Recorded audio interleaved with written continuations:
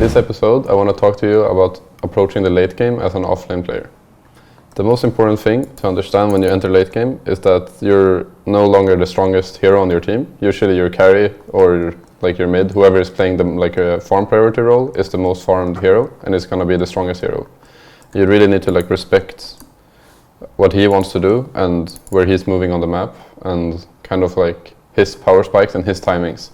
It doesn't really matter that much if you're maybe close to an item or if you feel oh, I want to finish my Shivas or something because I'm just dying every team fight. If he wants to go and fight and you're not there, you're going to lose the game. Or if he doesn't want to go and fight and you go and fight anyway, you're probably going to lose the game. So you really, really need to respect your strongest hero. In the late game, it's a lot more important that people stay alive. Most people play to survive. They don't really play in the early game. Maybe you dive a tower, maybe you do some crazy thing, you think I die but I kill him, it's fine. In late game it's you're dead for 90 seconds or something if you die. Sometimes you buy back and die, you're dead for 120. During that time you easily just lose a game. So it's important to understand that both teams play very safe, they play very together. It's a lot about making the least risky plays. I think usually the team that plays the safest and the smartest is going to come out ahead. Just one mistake can cost you the entire game. So it's very, very important that you play coordinated and safe and together, and yeah. Another thing to understand is what your role is can change from the mid game and the early game. Usually when you enter late game, your role is just going to be the tank, the front line, to give vision. Now this is not always the case, it's very hero dependent. For example, on a hero like Batrider, maybe your job is to give vision, but it's definitely not to tank. It's more to find the right initiation and find the right target. Whereas on a hero like Tidehunter, your job is most of the time only going to be to run in front and give vision, unless they maybe have a Doom who's going to screw you over if you do just that. So it's important to think about and understand how you want to play the late game. There's a lot of dead time, there's a lot of thinking. It's not that important to always be moving around, to always do something. Sometimes it's okay to just sit and wait for a couple of minutes. Maybe you're just waiting for Roshan, maybe you're waiting for a Dida rune to spawn, or yeah, there's no real stress, I guess. It's a very slow and relaxed period of the game. In this game I want to show you, it's a tournament game that we played against Team Secret, and I found a timing where I would say that we're just about to enter late game. To enter late game for me means that either one side or both sides have finished their timings, and by that I mean that we're, at least our lineup, we're basically ready to go Roche and go high ground. There's nothing more that we want to farm for. Of course, getting more items is beneficial, but compared to them, this is our peak, and this is when we want to start taking objectives and start forcing things. So to show you what that will look like in a competitive game, instead of us playing split like this, that I'm taking risky farm. In this scenario, obviously they're not here, but I don't really know it. I'm taking the risky farm. I think my Rubik is even pinging care top or something. My Sven is farming safe on the other side of the map. My Lone Road is also being protected by me and Rubik. Everyone's playing kind of safe in farming because we know we're close to our timing. This guy finishes his MKB, and right away we all group up. Our objective is Roche, which means that if we can get this lane into their base and this lane into their base, they're going to be very far away from Roche, and it will be a free objective for us. So usually what you want to do is understand which objective you want to go for and how you get there. In late game, it's because everybody is so farmed and they deal so much damage. Every tower and Roche you want to get it shouldn't really be an issue if there's no enemy heroes there. Objectives are very easy to take. Towers and Roche will die very quickly. So it's more about understanding how to deal with the enemy team, and it's not really a problem of, oh, can we do Roche or can we do towers? It's more thinking, okay, I want to take Roche or I want to take towers. But obviously the enemy team is going to stop me, so that's what you want to think and what you want to play around. We know that we just want to force a team fight.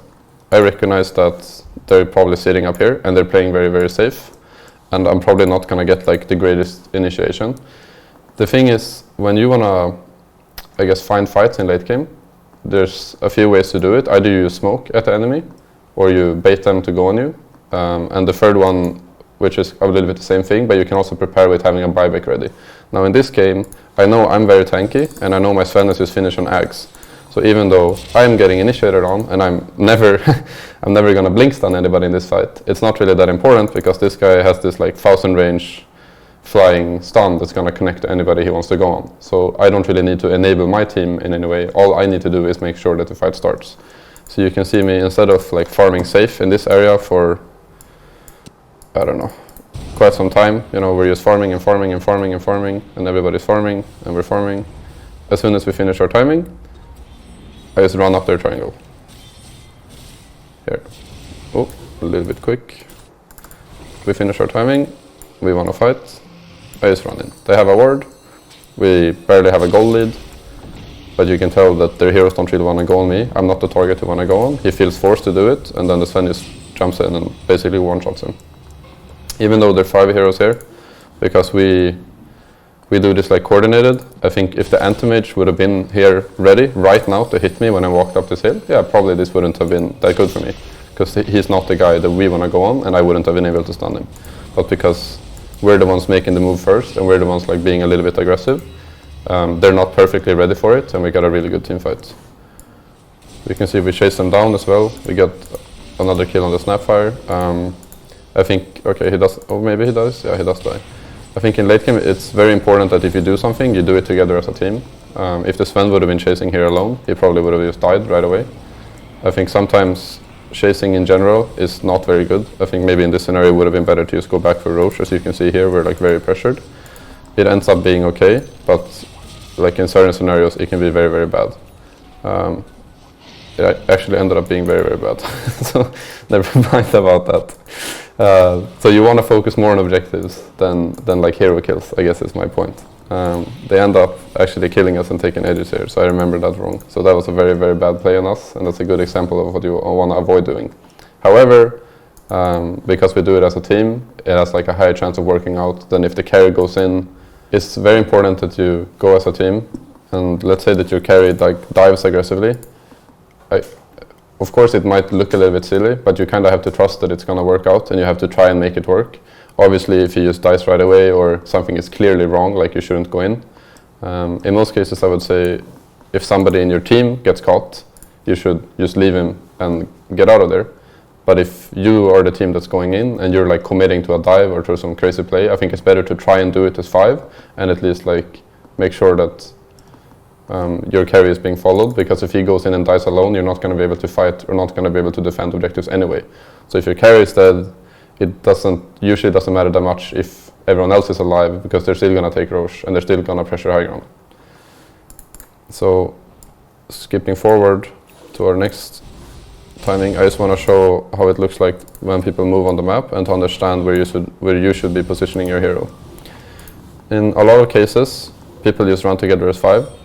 However, in some scenarios, especially if you want to get a team fight, like in this scenario when the puck is dead, you should try and play a little bit more aggressive with your hero and position yourself in the area where you think the enemy might go on you. If you have a feeling like if I walk out bottom and I'm going to get ganked, you can tell your team like, be 5 here.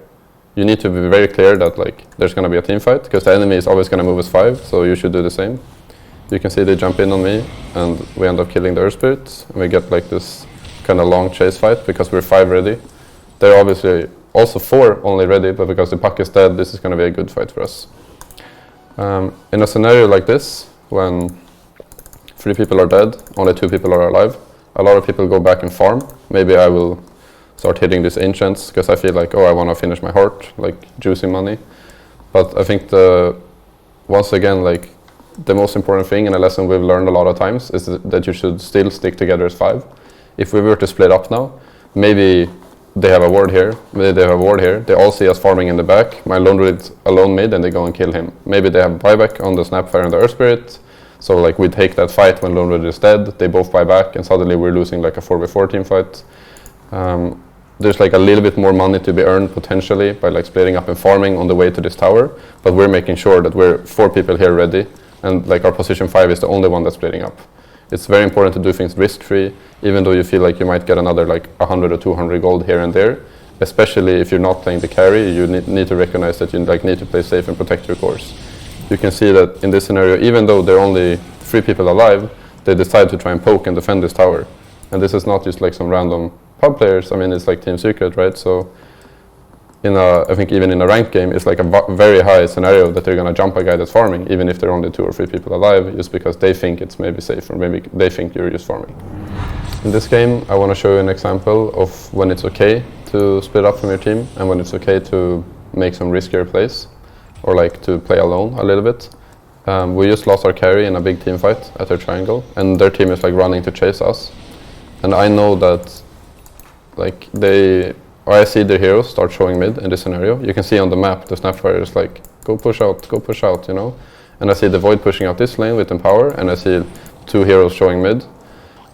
And I can kind of just assume, I even see the mag showing mid now, I can kind of just assume that these people are like 4 together, and that the Faceless Void is alone bottom. And if you're playing a hero like Batrider or a Doom, it's very good to try and find these catches where you're like hiding in the trees, waiting for creep waves that the carry might farm alone. A lot of the time when people play like Slark, or maybe they play heroes that have very high movement speed, or they can connect to their team, they're gonna try and make this like greedier plays where they push out these lanes, where they get like a little bit of extra farm, because he knows like, oh, there's no way they're fighting us, right? Like their carry is dead, I'm gonna play greedy. Well, in this scenario I have Doom, and even though like, yeah, I'm not super farmed, and the Void is like super fat, I have this Nature's Prophet that has a TP. We also have an outpost. Maybe in some scenarios you still have a tier 2 tower, maybe somebody has a boost of travel. Usually there's a way to connect if you prepare for it. So I tell this guy like, have TP ready, I want to go on Void. Instantly when he shows, you want to go like as fast as possible, and you want to use all your spells to burst him. As soon as this team sees like, oh shit, our carry is getting gone on, they're all just going to divert towards bottom lane. They're always going to start running. Well, they're a little bit slow, but they start running now. So you can see like, if we were slow about killing this Void, they're going to be able to connect and save him. But he's just getting doomed, and he's just instantly dead. In scenarios like this, it really like ruins the enemy team's momentum. I think this is pretty much the play that wins us the game. It might not seem as much, but I think like during all this time, they would have gone in this tower. They would have probably gotten control of both outposts. They would have gotten a lot of experience, pulled ahead. We definitely wouldn't have been able to use the timing that they don't have Chrono. Instead, now it's like the other way around, where we can take these team fights. They shouldn't get caught here, but like, you know, things happen. Our Wraith King is respawning, and we can instead run out on the map and take towers and take objectives and hold control. Because we're playing from a position like of being behind, not necessarily that we're losing the game, but like in the moment we're behind. I think it's okay that you're not running together, and it's okay that you're like setting up for a little bit of plays, as long as you're, I guess, sure that the enemy team is not 5. As long as you know like this guy is alone or he's playing greedy. Most of the time you have to play off information. You can't just be guessing these things. You have to be able to see like, okay, there are 3 people mid. Probably like the alone silencer or Phoenix or something is not going to save him, even if I go on him. So you have to like think about, if there's any way this fails, I'm going to lose the game. That's kind of how I see it. Like, I know if I fail this, the game is over. And then you just kind of estimate, like, is it worth the risk? And I'm like, yeah, I think this is safe. I'm going to go for it. I think that's like the very few times when you can go for plays without like your carry being there or without your team being there. In this game, I want to show you an example of how the game can turn very quickly, and how it's like important to play kind of risk-free, but also important to make sure that when you're ahead and when you have an advantage, that you push your timing, and that you use like your numbers advantage or your gold advantage or timing or something like that to make sure that you actually win the game. I'll show you real quick the start of this team fight. Our carry in this